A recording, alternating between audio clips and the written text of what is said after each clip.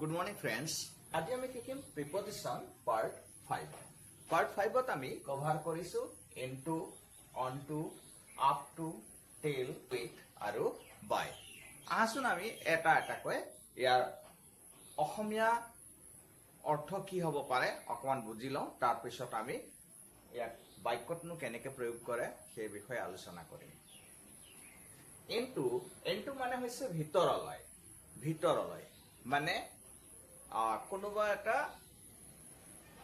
ৰুমত আমি প্ৰৱেশ কৰিছো, কৰবাত সোমাইছো, তো ভিতৰি কৰা বা এটা অৱস্থাৰ পৰা আন এটা অৱস্থালৈ, এটা অৱস্থা সেই অৱস্থাটোৰ পৰা আমি আন এটা অৱস্থা প্ৰাপ্ত কৰিছো, তাত আমি into ব্যৱহাৰ কৰিব পাৰিম। বা এটা পাত্ৰৰ পৰা এটা পাত্ৰত আমি কিবা এটা ঢালি দিছো, বাকি দিছো, তেতিয়া আমি তেনে ক্ষেত্ৰত into ব্যৱহাৰ কৰিম। onto মানে ওপৰলৈ, ওপৰ বস্তু বা প্ৰাণী যেতিয়া গতি কৰি উইথ মোশন কিবা এটা বস্তুৰ ওপৰত আহি যেতিয়া পৰিব, তেনে ক্ষেত্ৰত আমি onto প্ৰয়োগ কৰিম। ইয়াত up to মানে হৈছে আমি এটা নিৰ্দিষ্ট স্থানলৈকে মানে নিৰ্দিষ্ট সীমালৈকে বুলি ক'বৰ কাৰণে আমি up to ব্যৱহাৰ কৰিম। আমি নিৰ্দিষ্ট সময়লৈকে বুজাবৰ কাৰণে ব্যৱহাৰ কৰিম with হৈছে কাৰোবাৰ সৈতে কাৰোবাৰ লগত কোনো বস্তু ব্যৱহাৰ কৰি, কাৰোবাৰ সৈতে বা কাৰোবাৰ লগত আৰু কোনো বস্তু ব্যৱহাৰ কৰি এনেকুৱা বুজাবৰ কাৰণে আমি with ব্যৱহাৰ কৰিম। আৰু by means হৈছে দ্বাৰা, by অৰ্থ হৈছে দ্বাৰা, কাষেৰে, কাষত, সময়ৰ ভিতৰত এনেকে বুজাবৰ কাৰণে প্ৰতিটো প্ৰিপজিশন ব্যৱহাৰ কৰি একোটা বাক্যৰ জৰিয়তে বুজিবলৈ চেষ্টা কৰো। আহাচোন এইবাৰ আমি into ব্যৱহাৰ কৰি কেইটামান বাক্য লিখিছো। He put the book into the bag.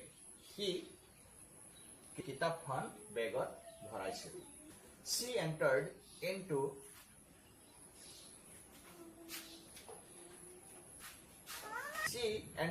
into the room. তাই কোঠাটোত প্ৰৱেশ কৰিছিল। The water turned into ice. পানীখিনি বৰফলৈ ৰূপান্তৰিত হৈছিল। এইটো এটা অৱস্থা, পানীৰ জলীয়া অৱস্থাটোৰ পৰা এটা গোটা অৱস্থালৈ ৰূপান্তৰিত হৈছে, তাৰ কাৰণে আমি into ব্যৱহাৰ কৰিছো। The milk turned into curd. গাখীৰখিনি দৈলৈ ৰূপান্তৰিত হৈছে। গাখীৰ এটা অৱস্থা আৰু দৈ। onto ব্যৱহাৰ কৰি আমি jumped onto the table. মেকুৰীটো জঁপিয়াই টেবুলৰ ওপৰত উঠিছিল। এটা গতিৰে সৈতে আহি পেলাই কিবা এটা সাৰফেসৰ ওপৰত। the birds flew onto the tree. চৰাইজাক গছজোপাৰ ওপৰলৈ উৰি গৈছিল। মানে she got onto the bus. তাই বাছখনত উঠিছিল। এইবাৰ আমি up toৰ ব্যৱহাৰ শিকোৱা।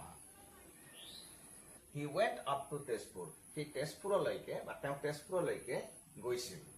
Read up to page 20. 20 পৃষ্ঠালৈকে পঢ়া। Read up to page 20. 20 পৃষ্ঠালৈকে পঢ়া। I ran up to 2 kilometers. মই 2 কিলোমিটাৰলৈকে দৌৰিছিলো। He goes up to market. সি বজাৰলৈকে যায়। এইবাৰ আমি টিলৰ কাৰণে 4টা বাক্য লিখিছো।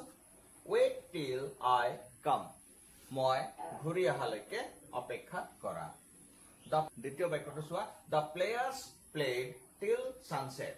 খেলুৱৈসকল সূৰ্য অস্ত যোৱালৈকে খেলিছিল। Stay here till I return. মই উভতি অহালৈকে ইয়াতে ৰখা। The shop is open till 9 p.m. দোকানখন 9টা বজালৈকে খোলা থাকে। এইবাৰ আমি উইথৰ ব্যৱহাৰ কৰি 4টা বাক্য লিখিছো চোৱা। He came here with his father. সি তাৰ দেউতাকৰ সৈতে ইয়ালৈ আহিছিল। I went to market with my friends. মই মোৰ বন্ধুসকলৰ সৈতে বজাৰলৈ গৈছিলো। She wrote the letter with a pen. তাই চিঠিখন কলমেৰে লিখিছিল। He cut the apple with a knife. আপেলটো ছুৰীৰে কাটিছিল।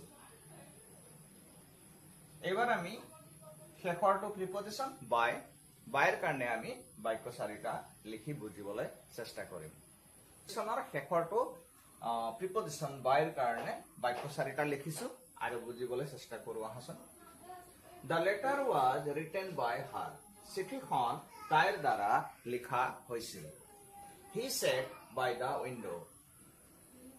সি বা তেওঁ খিৰিকীৰ কাষত বহিছিল। কাষত বুজাবলৈও আমি বাইৰ ব্যৱহাৰ কৰো আৰু কাষেৰে বুজাবলৈ আৰু নিৰ্দিষ্ট সময়ৰ ভিতৰত বুজাবলৈও বাইৰ ব্যৱহাৰ কৰা হয়। নেক্সট বাক্যটো মন কৰা, the river flows by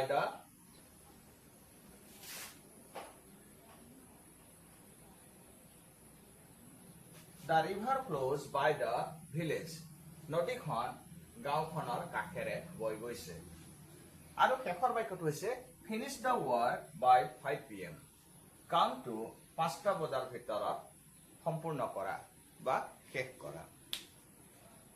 এতিয়া তোমালোকে যদি বুজি পাইছা, যদি মোক সোমবাৰৰ ভিতৰত লগ ধৰিবা, এই বাক্যটো ইংৰাজীত লিখিলে কেনেকে হ'ব কমেণ্টত জনাবাচোন।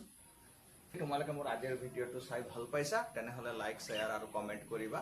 লগতে মোৰ চেনেলটো ছাবস্ক্ৰাইব কৰিবলৈ নাপাহৰিবা। Thank U.